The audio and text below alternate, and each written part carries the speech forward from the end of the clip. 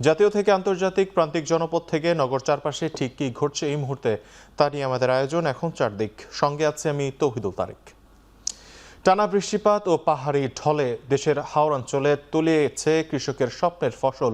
বিপদসীমার উপর দিয়ে বইছে নদ নদীর পানি। বৃষ্টি অব্যাহত থাকলে নেত্রকোনা সহ সিলেট বিভাগের 4 জেলার বন্যার শঙ্কা তৈরি হয়েছে। কয়েকদিনের টানা বৃষ্টিপাতে দেশের উত্তর পূর্বাঞ্চলের জেলাগুলোর নদ নদী ও হাওরের পানি বাড়ায় তলিয়েছে সোনালী ফসল। পানি নিষ্কাশনের পর্যাপ্ত ব্যবস্থা না থাকায় সুনামগঞ্জ হাওর সহ বেশ কয়েকটি হাওরে তলিয়ে গেছে ধান। কৃষি বিভাগ বলছে হাওরের 7,000 হেক্টর জমির ধান এখন পানি নিচে। কিশোরগঞ্জের চিত্র অনেকটা একই রকম, বাড়ছে নদ নদীর পানি। বৃষ্টি অব্যাহত থাকায় হাওর অঞ্চলের ধান কাটা নিয়েও দেখা দিয়েছে চরম দুর্ভোগ। কুমিল্লায় কালবৈশাখীর তাণ্ডবে ক্ষতিগ্রস্ত হয়েছে বিদ্যুৎ লাইন। এছাড়া জামালপুরের ইসলামপুরের আলাদা দুটি স্থানে বজ্রপাতে 2 জন এবং ময়মনসিংহের তারাকান্দায় এক যুবকের মৃত্যু হয়েছে।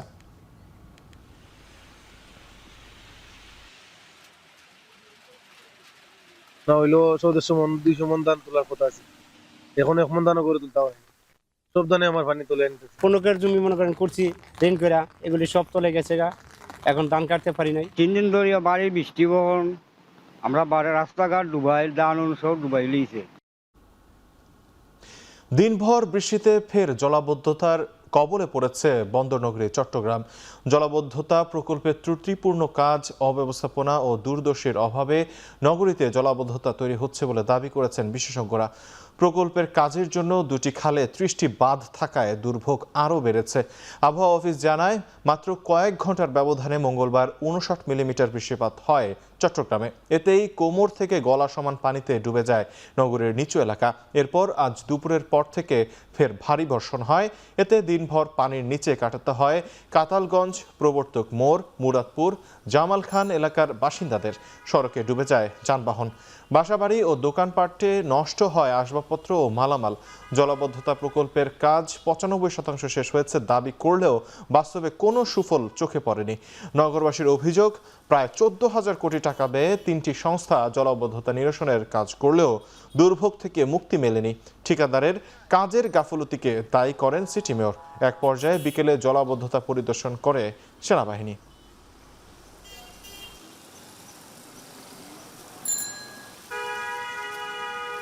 চট্টগ্রাম উন্নয়ন কর্তৃপক্ষকে বলবো যে ম্যাক্স গ্রুপকে তারা যাতে শোকজ করে। তারা শুধুমাত্র আগ্রাবাদে নয়, আমি ইপিজেড কালকে পরিদর্শন করেছি। ইপিজেডের সেখানেও ব্যারিস্টার সুলতান আহমদ চৌধুরীর কলেজে তারা আরেকটি র্যাম নামাচ্ছে। এত কাজের দীর্ঘসূত্রিতা, তাদেরকে আমি 3 বার দেখেছি। অত্যন্ত তারা দুর্নীতিবাজ। এই দুর্নীতিবাজ ঠিকাদারদের বিরুদ্ধে ব্যবস্থা নেওয়ার জন্য আমি সিডিএকে আহ্বান জানাচ্ছি। এদিকে টানা বৃষ্টিতে চট্টগ্রামের কর্ণফুলী থানার শিকলবাহা এলাকায় দেয়াল ধসে এক নারী মারা গেছে। বিকেল 3টার দিকে উপজেলার মাস্টারহাট এলাকায় এই দুর্ঘটনা ঘটে। স্থানীয়রা জানান, বিকেল থেকে কর্ণফুলী এলাকায় প্রবল বৃষ্টিপাত হয়। এ সময় রাস্তার পাশের একটি দেয়াল হঠাৎ ধসে চাপা পড়লে দেলোয়ারা বেগম নামে এক নারী আহত হন। তাকে উদ্ধার করে চট্টগ্রাম মেডিকেল কলেজ হাসপাতালে নেওয়া হলে চিকিৎসক তাকে মৃত ঘোষণা করেন।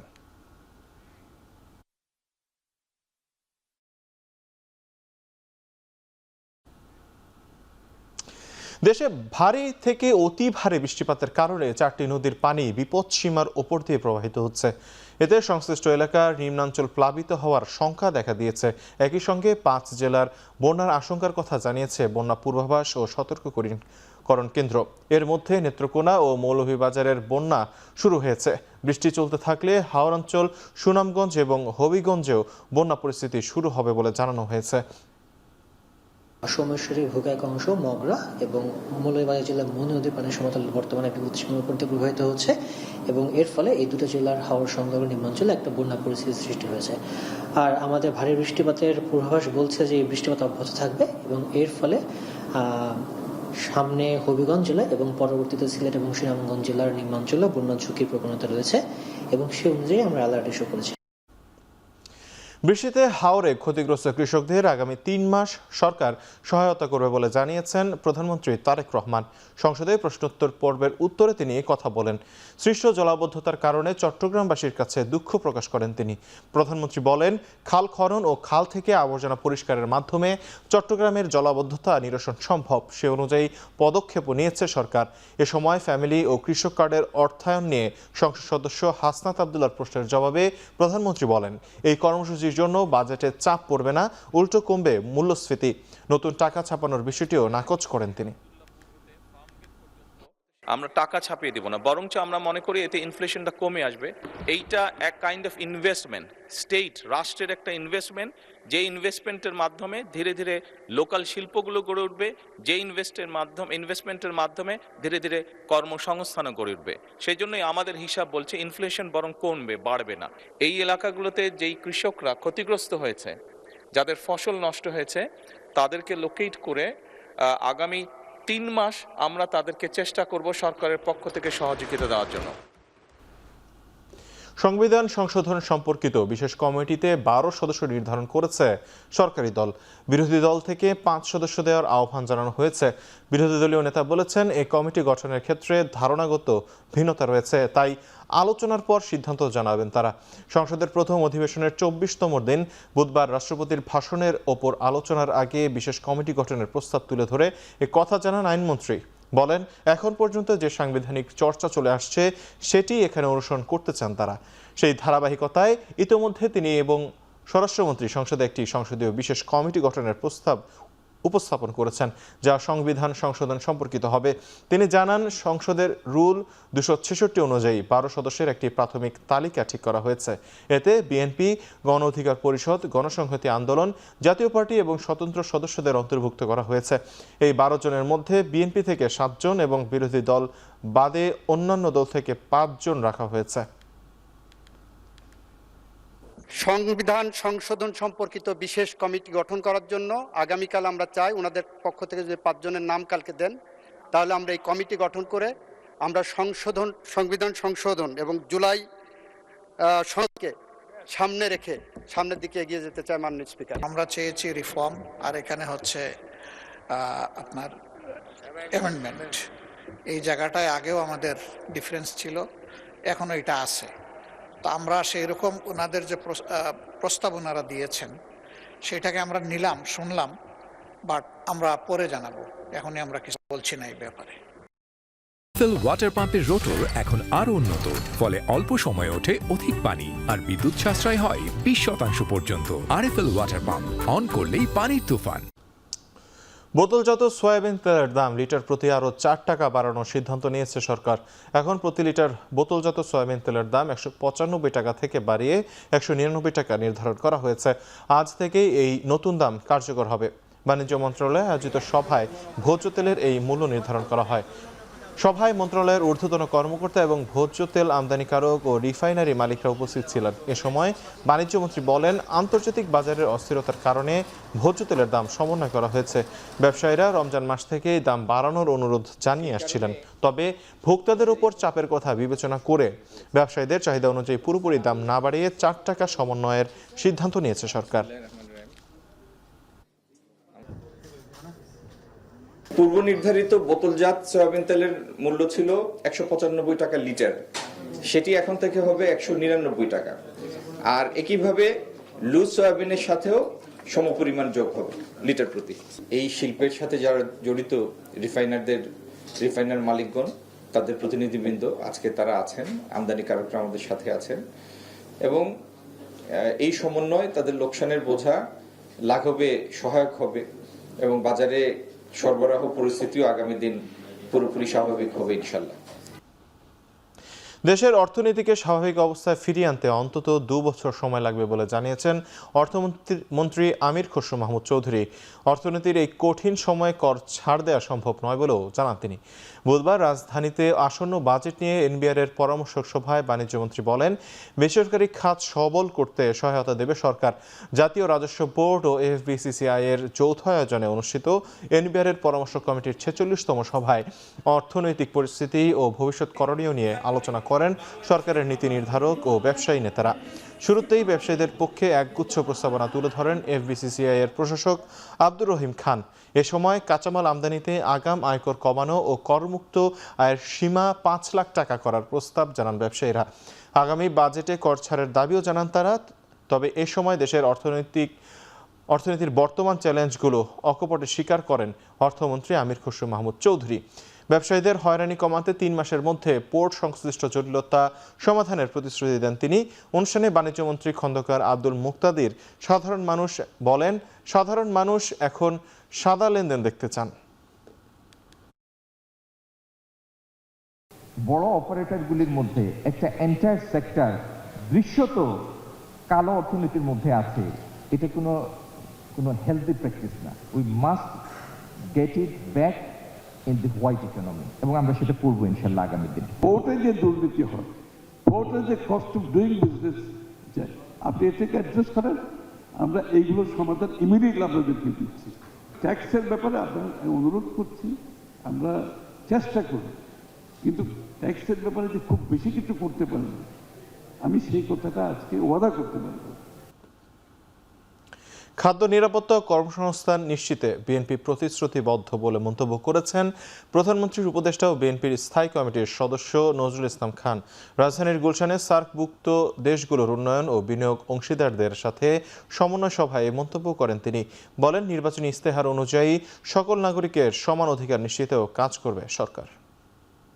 We'll build a region that delivers food security, jobs, and dignity for every citizen, which we specifically mentioned in our 2026 election manifesto. শীর্ষ সন্ত্রাসী টিটন গুলিবিদ্ধ হয়ে নিহতের ঘটনায় নিউ মার্কেট থানায় মামলা করেছেন বড় ভাই খন্দকার সাইদ আক্তার রিপন। তিনি জানান, বসিলা গরুর হাটের ইজারা নিয়ে আরেক সন্ত্রাসী পিচ্ছি হেলালের বিরোধ চলছিল সন্ত্রাসী টিটনের। তবে স্বজনদের দাবি, পিচ্ছি হেলালের সাথে চলমান ঝামেলা মিটমাট হয়ে যাবে বলে বড় ভাইকে এমনটা জানিয়েছিলেন নিহত টিটন। এর মধ্যে গতকাল রাতে খুন হন তিনি। আপন ভগ্নিপতি শীর্ষ সন্ত্রাসী ইমনের সাথে বিরোধের বিষয়টি সামাজিক যোগাযোগ মাধ্যমে এলেও তা অস্বীকার করেন তারা। জানান, ইমনের সাথে তেমন কোনো বিরোধ ছিল না, পরিবারের সদস্যদের মধ্যে এমন সমস্যা থাকে। তবে বেশ কয়েকজনকে সন্দেহের কথা জানিয়েছেন নিহতের বড় ভাই। আমার জানা মতে কোনো বিরোধ ছিল না। ছোটোখাটো কি ঘটনা এমনি তো থাকতেই পারে, আমাদের সবার মধ্যে ভাই বোনদের মধ্যে হয়, আত্মীয় স্বজন ওরকম একটা ওরকম থাকতেই পারে, ওটা খুব সিরিয়াস ইস্যু না। নোয়াখালীর স্কুল ছাত্রী তাসনিয়া হোসেন অদিতা হত্যা মামলায় একমাত্র আসামি আব্দুর রহিম রনিকে ফাঁসির আদেশ দিয়েছেন আদালত। বুধবার দুপুর 12:30টায় নোয়াখালী নারী ও শিশু নির্যাতন দমন ট্রাইব্যুনাল 1-এর বিচারক মোহাম্মদ খুরশিদুল আলম শিকদার এর রায় ঘোষণা করেন। অদিতাকে ধর্ষণ চেষ্টা করে ব্যর্থ হয়ে বিষয়টি ধামাচাপা দিতেই তাকে হত্যা করা হয় বলে আদালতের রায় জানানো হয়। এর আগে 2022 সালের 22 সেপ্টেম্বর নোয়াখালীর পৌরসভার লক্ষ্মীনারায়ণপুর এলাকায় নিজ বাসা থেকে অদিতার রক্তাক্ত মরদেহ উদ্ধার করে পুলিশ। ওই রাতে অদিতার সাবেক কোচিং শিক্ষক স্থানীয় আব্দুর রহিম রনিকে গ্রেপ্তার করে পুলিশ। গ্রেপ্তারের পর জিজ্ঞাসাবাদে অপরাধ স্বীকার করে রনি।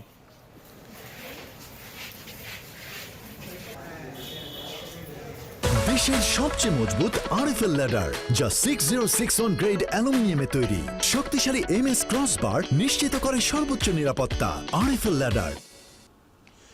কোনোভাবেই কমছে না হামে আক্রান্তের হার। বুধবার সকাল 9টা পর্যন্ত গেল 24 ঘন্টায় রাজধানীর ডিএনসিসি ডেডিকেটেড হাসপাতালে ভর্তি হয়েছে 114 জন রোগী।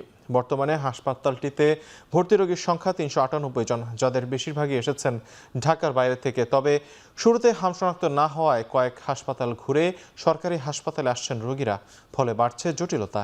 দেশের 64 জেলার মধ্যে 58টিতেই ছড়িয়ে পড়েছে হামের সংক্রমণ। মাদারীপুর সদর হসপিটালে থাকতে, বাট ওইখানে তো ভালো ট্রিটমেন্ট হয় না। তারপরে আমাদের এইখানে ঠিকানা দিয়েছে যে হামের জন্য এখানে যাও। এখন অবস্থা ভালোই, এখন মানে শুধু একটু কাশি আছে, এছাড়া সব কমছে। 273টা বাচ্চাকে আমরা হারিয়েছি, যে এই বাচ্চাগুলোর মিজেলসে আক্রান্ত হওয়ার কথাই ছিল না। আমি বারবার একটা কথাই বলেছি, যেখানে মিজেলস বাংলাদেশ থেকে 2026 সালে আমাদের মানে মিজেলস মুক্ত বাংলাদেশ ঘোষণা দেওয়ার একটা প্ল্যান ছিল একসময় আমাদের, সেখানে আমাদের 226টা বাচ্চাকে আমরা হারালাম একদম, যাদের নাকি কোনো দোষই নাই, কারণ এই মিজাজ তো তাদের দোষে হয় নাই, কারণ টিকা তারা বলতে পারেনি যে টিকা আমরা নিব না। চট্টগ্রামের বন্দরটিলা এলাকায় নবনির্মিত বাংলাদেশ নৌবাহিনী মেডিকেল কলেজের আনুষ্ঠানিক উদ্বোধন হয়েছে। সকালে ফলক উন্মোচনের মাধ্যমে এই আধুনিক চিকিৎসা শিক্ষা প্রতিষ্ঠানের উদ্বোধন করেন নৌবাহিনী প্রধান অ্যাডমিরাল এম নাজমুল হাসান। পরে উদ্বোধনী অনুষ্ঠানে তিনি বলেন, চট্টগ্রামের দক্ষিণাঞ্চলে আধুনিক চিকিৎসা শিক্ষা গবেষণা ও প্রশিক্ষণের সমন্বয়ে প্রতিষ্ঠিত এই মেডিকেল কলেজ দেশের স্বাস্থ্য খাতে একটি মাইলফলক। তিনি আরও বলেন, দক্ষ নৈতিক ও পেশাদার চিকিৎসক তৈরির মাধ্যমে এই প্রতিষ্ঠান সশস্ত্র বাহিনীর চিকিৎসা সক্ষমতা বৃদ্ধির পাশাপাশি উপকূলীয় এলাকার সাধারণ মানুষের উন্নত স্বাস্থ্যসেবা নিশ্চিত করতে সহায়ক ভূমিকা পালন করবে। অনুষ্ঠানে জানানো হয়, Bangladesh medical and dental council ও বাংলাদেশ ইউনিভার্সিটি অব প্রফেশনালসের নীতিমালা অনুসরণ করে এরই মধ্যে 50 জন বেসামরিক শিক্ষার্থীর প্রথম ব্যাচের ভর্তি সম্পন্ন হয়। 5 বছর মেয়াদী MBBS কোর্সের মাধ্যমে এই প্রতিষ্ঠানের শিক্ষা কার্যক্রম পরিচালিত হবে। সমুদ্র সীমা রক্ষার পাশাপাশি দুর্যোগ মোকাবেলা, মানবিক সহায়তা এবং বিশেষায়িত চিকিৎসা সেবা প্রদানের মাধ্যমে নৌবাহিনী দেশ গড়ার ক্ষেত্রে তার দৃপ্ত স্বাক্ষর রেখে চলেছে। সেই পথচলারই এক তাৎপর্যপূর্ণ মাইলফলক হল নেভি মেডিকেল কলেজ চট্টগ্রাম। এই প্রতিষ্ঠান কেবল নৌ সদস্যদের সন্তানদের জন্যই নয়, বরং দেশের সকল মেধাবী শিক্ষার্থীদের উচ্চশিক্ষার স্বপ্ন পূরণে এক নতুন দিগন্ত উন্মোচন করবে। শিক্ষার্থীদের বিনামূল্যে স্কুল ড্রেস, জুতা এবং পাটের তৈরি ব্যাগ বিতরণ কর্মসূচিতে ব্যবসায়ী ও বিভিন্ন সংস্থাকে এগিয়ে আসার আহ্বান জানিয়েছে সরকার। সকালে সচিবালয়ে শিক্ষার্থীদের বিনামূল্যে শিক্ষা উপকরণ বিতরণ কর্মসূচি বাস্তবায়নের লক্ষ্যে দেশের শীর্ষ ব্যবসায়ী ও সংগঠনের প্রতিনিধিদের সঙ্গে আন্তঃমন্ত্রণালয় সভায় আহ্বান জানান শিক্ষামন্ত্রী আ.ন.ম এহসানুল হক মিলন। মন্ত্রী জানান, ইতোমধ্যেই 1 লাখ ব্যাগ, জামা ও জুতা দেওয়ার প্রতিশ্রুতি দিয়েছে তৈরি পোশাক প্রস্তুতকারকদের সংগঠন BGMEA। আগামী জুলাই থেকে পাইলট প্রকল্প শুরু করার লক্ষ্যমাত্রা নির্ধারণ করা হয়েছে বলেও জানান তিনি। সভায় সামাজিক কর্মসূচির অংশ হিসেবে সরকারের এই উদ্যোগের পাশে থাকার আশ্বাস দেন ব্যবসায়ী নেতারা। সভা শেষে স্থানীয় সরকার প্রতিমন্ত্রী মীর শাহে আলম বলেন, প্রত্যেক উপজেলায় 2টি করে প্রাথমিক বিদ্যালয়ের প্রথম শ্রেণীর শিক্ষার্থীদের জামা, জুতা ও ব্যাগ বিতরণ করবে সরকার। পরবর্তীতে এর আওতায় আসবে মাদ্রাসা ও উচ্চ মাধ্যমিক বিদ্যালয়ের শিক্ষার্থীরা। আগামী 180 দিনের ভিতরে যে আমাদের প্রোগ্রামগুলো রয়েছে শিক্ষা মন্ত্রণালয়ে, প্রথমত হলো আমাদের কোমলমতি শিশুদের ব্যাগ এবং ড্রেস বিতরণ, সেই জায়গায় উদ্যোক্তারা এগিয়ে এসছে এবং অন্যরা যেন আগামী দিনে এগিয়ে আসে এই সোশ্যাল রেসপন্সিবিলিটি, বিশেষ করে শিক্ষা খাতে সাহায্য করার জন্য সে আহ্বান জানাচ্ছি। পদোন্নতি সহ বেশ কিছু দাবি বাস্তবায়ন এবং উপাচার্যের বিরুদ্ধে শিক্ষকদের অসহযোগ আন্দোলনের কারণে দ্বিতীয় দিনেও বন্ধ রয়েছে বরিশাল বিশ্ববিদ্যালয়ের ক্লাস পরীক্ষা।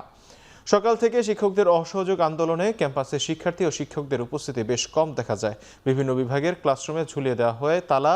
এর আগে মঙ্গলবার দুপুরে বরিশাল বিশ্ববিদ্যালয়ে এক সংবাদ সম্মেলনের মাধ্যমে অসহযোগ আন্দোলনের ডাক দেন শিক্ষকরা। শিক্ষকদের দাবি, 2 বছরের বেশি সময় তারা পদোন্নতি বঞ্চিত রয়েছেন। ইউজিসির সংবিধির দোহাই দিয়ে তাদের পদোন্নতি আটকে রাখা হয়েছে। এ অবস্থায় বিশ্ববিদ্যালয়ের নিজস্ব সংবিধি অনুযায়ী পদোন্নতি ও সংবিধি বাস্তবায়নের দাবি জানিয়েছেন তারা। এই বিষয়ে বিশ্ববিদ্যালয়ের উপাচার্য জানান, সমস্যা সমাধানে কাজ করছেন তিনি। ইউজিসির সাথে কথা বলে দ্রুত সমস্যা নিরসন হবে। একই সঙ্গে শিক্ষকদের ক্লাসে ফেরার আহ্বান জানান তিনি।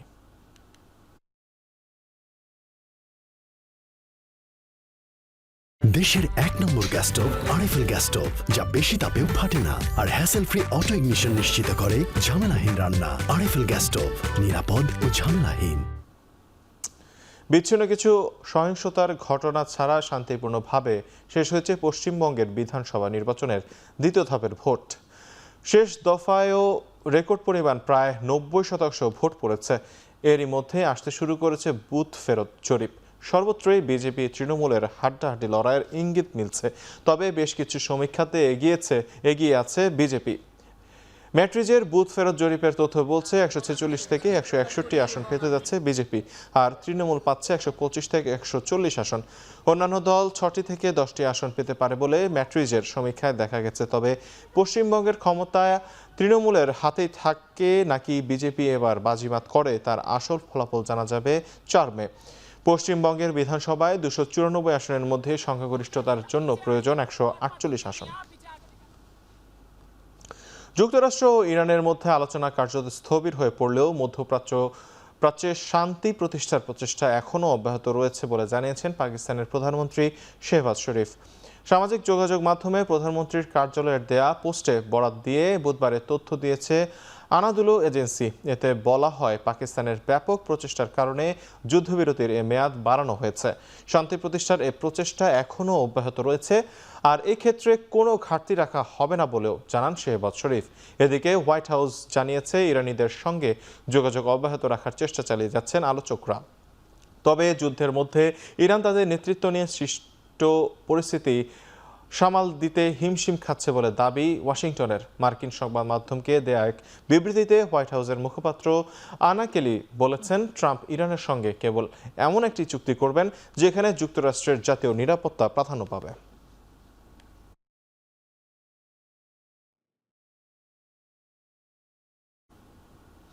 যুদ্ধবিরতির মাঝেও লেবাননে নতুন করে চালানো ইসরায়েলি হামলায় 3 উদ্ধারকর্মী সহ অন্তত 8 জন নিহত হয়েছেন। এছাড়াও এ ঘটনায় লেবাননের সেনাবাহিনীর 2 সদস্য আহত হয়েছেন। দেশটির স্বাস্থ্য মন্ত্রণালয় জানায়, মঙ্গলবার মাজদান যৌন এলাকা শহরের একটি ভবনে পরপর 2টি হামলা চালায় আইডিএফ। এরই মধ্যে হত্যাকাণ্ডকে জঘন্য অপরাধ বলে উল্লেখ করেছেন লেবাননের প্রধানমন্ত্রী। এদিকে লেবাননে হিজবুল্লাহ নিয়ন্ত্রিত একটি সুড়ঙ্গ গুড়িয়ে দেওয়ার দাবি করেছেন ইসরায়েলের প্রধানমন্ত্রী নেতানিয়াহু। সশস্ত্র গোষ্ঠীটি নির্মূলে ইসরায়েলি অভিযান অব্যাহত থাকবে বলেও জানান তিনি।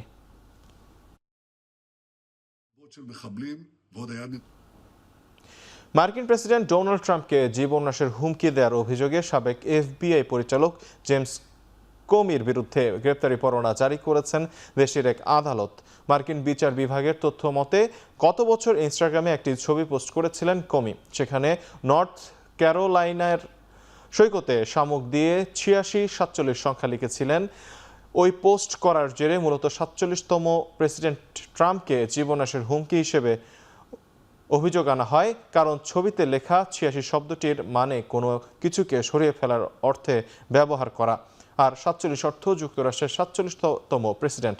2016 সালের মার্কিন প্রেসিডেন্ট নির্বাচনে রাশিয়ার হস্তক্ষেপের বিষয়ে তদন্ত শুরু করার পর সাবেক এফবিআই পরিচালক কোমিকে প্রথম মেয়াদে বরখাস্ত করেছিলেন ট্রাম্প। খেলাধুলার সংবাদ। বৃষ্টি বাধায় পরিত্যক্ত হয়েছে বাংলাদেশ নিউজিল্যান্ডের মধ্যকার দ্বিতীয় টি-20 ম্যাচটি।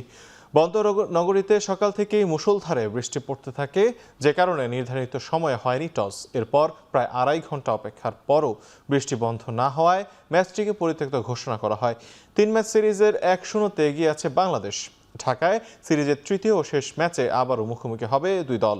সেই ম্যাচে নির্ধারিত হবে সিরিজের ট্রফি উঠবে কাদের হাতে। এদিকে দ্বিতীয় ম্যাচ পরিত্যক্ত হওয়ায় যারা অনলাইনে টিকিট কেটেছেন তাদের অর্থ ফেরত দেওয়ার ঘোষণা দিয়েছে বিসিবি।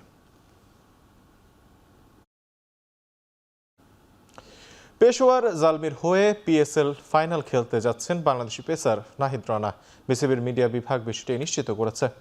নিউজিল্যান্ডের বিপক্ষে ওয়ানডে সিরিজের পর ওয়ার্কলোড ম্যানেজমেন্ট বিবেচনায় টি-20 ফরম্যাটে বিশ্রাম দেওয়া হয় নাহিদ রানাকে। তবে ইসলামাবাদকে হারিয়ে ফাইনাল নিশ্চিতের পরই পেশোয়ারের পক্ষ থেকে যোগাযোগ করা হয় বিসিবির সঙ্গে। 2 পক্ষের আলোচনা থেকে বেড়েছে সবুজ সংকেত। সবকিছু ঠিক থাকলে 13 মের ফাইনালে খেলবেন চাপাই এক্সপ্রেস। ওয়ানডে সিরিজের শেষ ম্যাচে ইনজুরিতে পড়লেও মেডিকেল বিভাগ ও টিম ম্যানেজমেন্টের পক্ষ থেকে অনুমতি দেওয়া হয়েছে নাহিদ রানাকে।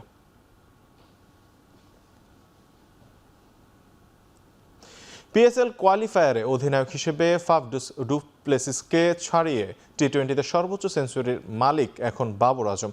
দারুণ এক সেঞ্চুরি হাঁকিয়ে আবারও আলোচনার কেন্দ্রবিন্দুতে তিনি। করাচিতে ইসলামাবাদ ইউনাইটেডের বিপক্ষে 59 বলে 103 রানের 6 ইনিংসে পেশোয়ার জালমিকে তুলেছেন ফাইনালে। এই ইনিংস শুধু ম্যাচ জিতায়নি, হয়েছে একাধিক রেকর্ডও। টি-20তে এক দেশে সর্বোচ্চ সেঞ্চুরির তালিকায় বিরাট কোহলি ও অভিষেক শর্মার পাশে জায়গা করে নিয়েছেন বাবর। আর অধিনায়ক হিসেবে ফাফ ডু প্লেসিসকে ছাড়িয়ে টি-20তে সর্বোচ্চ সেঞ্চুরির মালিক এখন তিনি। ফর্মে ফেরা বাবর আজমের এবারের লক্ষ্য শিরোপা জেতা। ইংল্যান্ডের ঘরোয়া ক্রিকেটে ঘটেছে অবিশ্বাস্য কীর্তি। 6 বলে 6 উইকেট নিয়ে ইতিহাস করলেন পেসার মাইলস ডেভিস।